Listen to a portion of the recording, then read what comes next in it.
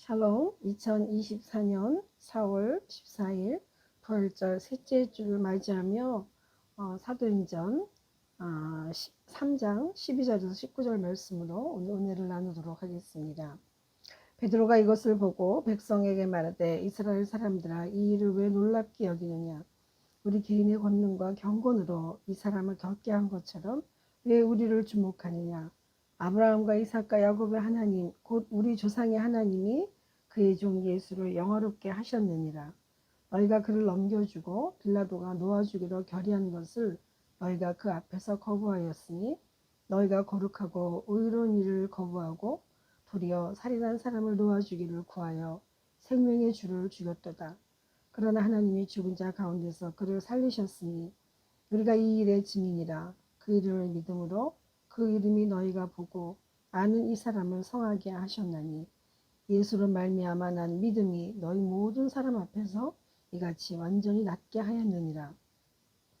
형제들아, 너희가 알지 못하여서 그리하였으며 너희 관리들도 그리한 줄 아노라. 그러나 하나님이 모든 선지자의 입을 통하여 자기의 그리스도께서 고난 받으실 일을 미리 알게 하신 것을 이와 같이 이루셨느니라. 그러므로 너희가 회개하고 돌이켜 너희 죄 없이 함을 받으라. 이같이 하면 새롭게 되는 날이 주 앞으로부터 이를 것이요. 아멘. 오늘 말씀은 당신은 기쁨을 주는 사람입니다라는 제목을 가지고 은혜를 나누겠습니다. 2024년 세계 행복보고서에 나라 순위별 순위가 나왔는데 우리나라는 몇 위쯤 될 수 있을까요? 약 3년 전보다 2, 4등급 오르긴 했지만 여전히 143개국 중에서 50대에 머무르고 있다고 합니다. 우리나라는 별로 순위가 높지 않을 것이라는 예상을 하고 있었습니다만 세계 1, 2, 3위는 북유럽 국가인 것을 잘 알고 계실 것입니다. 이 행복보고서의 척도 기준은 각 나라 1000명 중 한 사람씩 삶의 만족도를 먼저 조사한 후에 1인당 국민 총생산과 사회적인 지원, 기대, 수명, 그리고 선택의 자유, 관용, 부정부패의식 등 6가지 조건이라고 합니다. 우리는 아마도 평생 이 삶의 행복을 유지하고 만들어가기 위해 모두 열심히 뛰고 살아가고 있는지 모릅니다. 그래서 여러 가지 다양한 방법을 모색하고 살아남기 위해 최선을 다하고 끝까지 뛰고 있는 것 같습니다. 세계행복보고서 3, 4위 하는 덴마크에서 이런 사진을 올렸습니다. 아기를 태운 유모차를 오전 브런치 타임에 엄마들이 유모차를 끌고 카페로 가지 않고 카페 앞에 유모차를 다 주차시켜 놓아 엄마들은 카페에서 브런치를 즐기고 있는 장면입니다. 어떻게 보면 상식적으로 살아가는 것이 행복이긴 하지만 그 상식이라는 선이 불편하거나 왜곡되고 치우치면 결국 더 행복하게 여겨지는 것으로 모든 것을 바꾸고자 하는 것이 인간의 노력이거나 심리입니다. 또한 일상을 지켜왔던 관념을 깨뜨리거나 깨어질 때 일어나는 현상을 통해 행복을 추구하려고 합니다. 그런 노력들이 아마도 정치나 사회적인 제도를 바꿔보자는 변화를 시도할 때 가능할 수 있을 것 같습니다. 그렇다면 하나님께서는 우리를 당신의 자녀로 만드시고 온 자연을 다스리고 정복하고 함께 더불어 잘 살아가도록 허락하시고 하신 하나님의 표현은 무엇인지 아십니까? 하나님은 보시기에 심히 좋았다고 하셨습니다. 어떻게 보면 우리는 원래 하나님 보시기에 가장 기쁘고 좋았던 모습으로 지어진 세상 사람들과 세상과 함께 살아가야 합니다. 그런데 실상 우리를 바라보고 있노라면 어떻습니까? 더군다나 이 세상에 하나님께서 그렇게도 인간을 사랑하셔서 자신의 아들인 그 사람을 사람이 되도록 만들어 놓으셨고, 그리고 십자가에 달려서 죽기까지 기다리시며 인류 구원을 위해 참 보시기에 좋았더라고 하는 이 세상을 약속하여 주셨습니다. 여기에는 엄청난 인간의 부서짐과 깨어짐, 또한 하나님과 우리 사이에 일어난 엄청난 분리불안, 그리고 그 하나님과 관계 속에서 오는 파탄까지, 거기에 따라 오는 나란 누구인가라는 묻는 삶의 본질까지 재정립돼야 하는 시간이 각자에게 다가오는 것입니다. 혹시 그렇다면 여러분 중에 우리 자신의 모든 과정 속에서 이런 상황이 다가오고 계십니까? 아니면 또한 이 과정을 주님 안에서 잘 견뎌내고 해답을 찾아가는 것이 복음이라고, 여러분이 진리라고 생각하고 계십니까? 이것은 엄청난 케이오스, 혼돈입니다. 주님께서 십자가에 달려 돌아가셔서 그리고 죽음으로써 그 모든 고통과 거짓과 왜곡된 진리와 인간의 모든 죄악을 덮으시고 용서하셨습니다.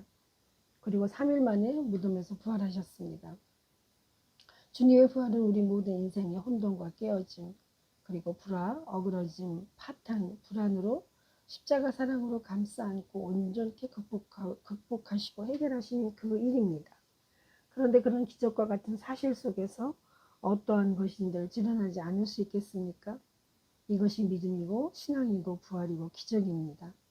주님은 토기장이시고 우리는 거기에 묻혀있는 흙일 뿐입니다. 흙을 반죽하고 이기고 빚고 돌려 깎아낼 때 우리의 인생은 그릇으로 만들어지고 윤희하고 사용할 수 있는 그릇이 되는 것입니다. 이 진리를 보고 선포하고 전달한 베드로에게 일어난 모든 일들, 그것이 오늘 본문의 베드로의 두 번째 설교인 것입니다. 베드로는 이제 안진뱅이를 일으킨 치유의 사역을 보고하고 있습니다. 그러나 사람들은 너무 놀라서 당황합니다. 12절에 보면 베드로가 이것을 보고 백성들에게 말하되 이스라엘 사람들아 이 일을 왜 놀랍게 여기느냐. 우리가 개인의 권능과 경건으로 이 사람을 걷게 한 것처럼 왜 우리를 주목하느냐. 베드로의 이런 반문은 여기 모여든 많은 사람들이 안진뱅이를 치유한 베드로의 개인적인 능력에 많은 호기심을 가지고 있음이 분명한 것으로 보이기 때문입니다. 그래서 베드로는 먼저 이 능력에 자신에게서 연유된 것이 아님을 밝히고 있습니다. 이런 일은 바울과 바나바의 전도 여행 때에도 비슷하게 일어났는데 주의 복음을 전하는 전도자들이 항상 경계해야 할 일이 무엇인지 알려주고 있습니다. 그것은 곧 마땅히 하나님께 돌려야 할 영광을 자신이 취해서는 안 되며 먹든지 마시든지 무엇을 하든지 오직 하나님의 영광을 위하여 해야 한다는 것입니다. 베드로는 또 주님의 고난에 나타난 이스라엘 사람들의 논란에 대해 이렇게 이야기합니다. 13절에 보시면 아브라함과 이삭과 야곱의 하나님 곧 우리 조상의 하나님이 그의 종 예수를 영화롭게 하셨느니라. 너희가 그를 넘겨주고 빌라도가 놓아주기로 결의한 것을 너희가 그 앞에서 거부하였으니. 아멘. 원래 빌라도는 주님의 제 몫을 찾아보았으나 없는 것을 알고 놓아주기로 마음먹고 있었습니다. 그런데 유대인들이 예수를 십자가에 못 박게 하고 죄수를 놓아주라고 큰 소리를 쳤습니다. 그런데 밀란이 할까 두려워했던 빌라도는 그대로 유대인의 뜻대로 하라고 한 것입니다. 이 혼란과 혼돈 속에서 빌라도는 아무 생각 없이 자신의 통치의 방해만 받지 않아야 한다는 생각 때문에 자신의 죄 몫이 영원 대대로 불려질 신앙 고백이라는 것을 감히 생각지 못했던 것입니다. 우리가 하나님으로부터 만들어졌고 우리 자신의 본질은 하나님이라는 뿌리를 잊은 빌라도가 선택한 길은 바로 인류 최악의 어리석음 그 자체였던 것입니다. 이제 역사는 검증합니다. 왜냐하면 진실을 보고 들은 자 결국 그들은 하나님이 함께 하심을 알기 때문에 증언하게 되는 것입니다. 14절을 보시면 너희가 거룩하고 의로운 일을 거부하고 도리어 살인한 사람을 놓아주기를 구하여 베드로는 이렇게 증명하고 있습니다. 거룩하고 의로운 예수 그리스도를 거부하고 살인한 강도를 놓아달라고 하는 간청했던 그 소리를 말입니다. 그리고 생명의 주이신 주님을 죽였다라고 하는 것입니다. 15절에 보시면 생명의 주를 죽였도다. 그러나 하나님이 죽은 자 가운데서 그를 살리셨으니 이 일에 우리가 증인이라. 아멘. 그렇습니다. 주님께서 3일 동안 십자가에 달려서 고난받으시고 죽임을 당하셨습니다. 그러나 하나님께서는 그 모든 죽음 가운데서 주님을 살려주시고 다시 사심을 예수님과 함께 있었던 제자들은 그 일을 직접 본 증인인 것입니다. 베드로는 이제 유대인들이 예수 그리스도의 고난과 부활을 의심하고 믿지 않는 자들의 불신과 베드로와 그 제자들이 일으킨 모든 사역과 기적을 사람이 행한 기술이라고 고집하려는 그들의 의심을 반박합니다. 믿음은 스스로 경험하지 않고는 성장하지 않습니다. 말씀에 있는 그대로 믿고 하나님이 하신 일을 증거하면 신앙이 성장하는 것입니다. 16절에도 그 이름으로 말미암아 믿음으로 너희가 보고 아는 이 사람을 성하게 하였나니 예수로 말미암아 난 믿음이 너희 모든 사람 앞에서 이같이 완전하게 낫게 하였느니라. 히브리적 사고에서 이름은 그 사람의 인격과 특성을 대변한다고 합니다. 그러므로 여기서 예수님의 이름을 믿었다는 것은 예수님의 죽으심과 부활 그리고 그 사역들의 효력까지 확실하게 믿었다는 것을 뜻합니다. 그리고 그 예수님의 이름으로 베드로가 안진뱅이의 거린이 낫게 된 이유를 제시한 것입니다. 즉 땅에서 행하신 권능을 행하신 그리스도께서 하늘에서도 역사하실 줄로 믿은 베드로와 요한의 믿음이 안진뱅이를 치유하는 역사를 가져왔다는 것입니다. 이것은 고침받은 안진뱅이가 자신의 해보고 하나님의 역사를 믿었고 베드로와 요한의 치유 역사와 치유해 주었다는 믿음이 합력하여 선을 이루는 서로 간의 역사를 통해 믿음의 경험이 이루어지게 된 것입니다. 맞습니다. 신앙은 이처럼 서로 협력하여 성장해야 하는 것이고 그를 통해 인생의 기쁨과 삶의 행복 지수가 점점 올라가게 되는 것입니다. 신앙을 벗어버리고 우리가 인생의 기쁨과 보람을 찾을 수가 있겠습니까? 우리가 빌라도의 사례를 봐도 또한 빌라도를 시켜서 유대인들이 예수 그리스도를 십자가에 못 박게 한 그 사건이 얼마나 어리석은 선택이었으며 그들의 평생 대대로 역사적으로 후회하고 놓칠 그러한 역사였는지 우리는 다시 한번 세월을 통해 그 진리를 알게 된다는 것입니다. 이제 삶의 경륜이 일어나고 성숙이 보여지게 되기 위해서는 우리의 삶이 헛되지 않았음을 증언하고 증명해야 합니다. 그리고 그 모든 시작과 근원이 오직 하나님께로부터 왔음을 증언해야 합니다. 부모가 자녀에게 할 수 있는 가장 큰 효도가 무엇입니까? 맞습니다. 부모님이 계시거나 그렇지 않거나 우리 입술에서 부모님의 사랑과 삶을 늘 자랑하고 칭찬하고 자신도 부모처럼 살아가겠다고 고백할 수 있는 모범이 되는 것이 부모의 가장 큰 자랑일 것입니다.